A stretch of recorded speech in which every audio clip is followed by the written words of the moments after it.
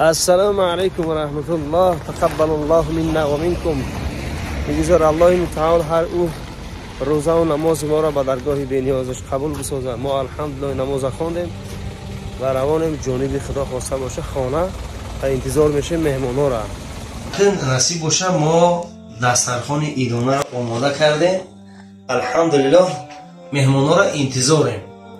به همه شما عید سعید رمضان باز هم مبارک شود. مبارک باشه و نمازاتان قبول بسازه خاطر روزاتان. بارک الله فیک. این الحمدلله دکاندم وای آمدگی برادرها آمدگی مهمان آمدگی زنگ میزنیم که این اجازه شکلی دسترخوان رمضانی را آماده کردگی و الحمدلله در دکانم در مترو براسلافسکا ulica براسلافسکا 6 در اونجا هم برای مهمان آماده کردگیم. مهمان در دکان هستن ولی ما زنگ میزنیم.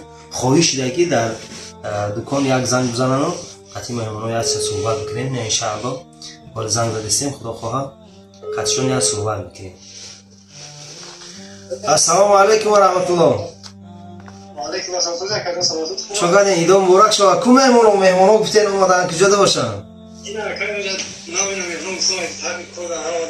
ای بارک الله بارک الله.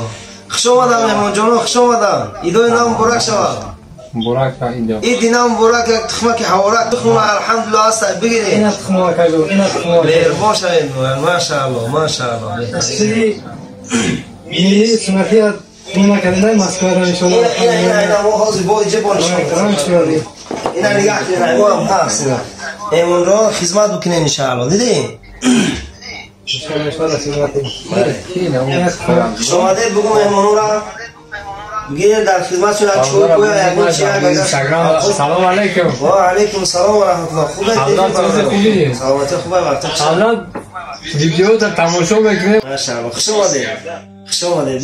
یگان بو که نداره ان شاء الله. قیامت شما را مبارک شود. خوش اومدید به دکان ما. یگان چی یک دلتون بکشه ان شاء الله بگیرین ان شاء الله باز طوفان میتین تونا. گفتگیم که تخم بگین که همه هر آمادگیش تخم تین. یا تخم که اولاد شود. خدا نگهدار تا خوش اومد. خوش اومدین بود دیگه. بسیار وقتم خوش شد. سلامت باشه برادرم. خب الله حفظتون کنه. ماش خدمت بچه‌ها را کنید. خب برادرم ماش. این الحمدلله روزم بگه شد. چند مهمان آمده بودن که خواهش نکردن که ما اونها را نوارده بگیریم. به هم خاطر الحمدلله میگیم که یک روز خداوندم این عید رمضان و پایان رسید. الحمدلله برای مسلمان ها 3 روز ایدن، لیکن مهمش شب یکمه ما رفتیم با بعضی مهمان ها خانه همسایه‌ها عید کردیم. اینا اینجا الحمدلله قدشان صحبت کردیم، نخواستن که ما در نوار بگیریم. مهم این نیست، مهم این یک مهر بود، محبت بود، صحبت بود. دعا کردیم در حق گذشته ها، در حق حاضره ها، در حق همه دعا کردیم الحمدلله.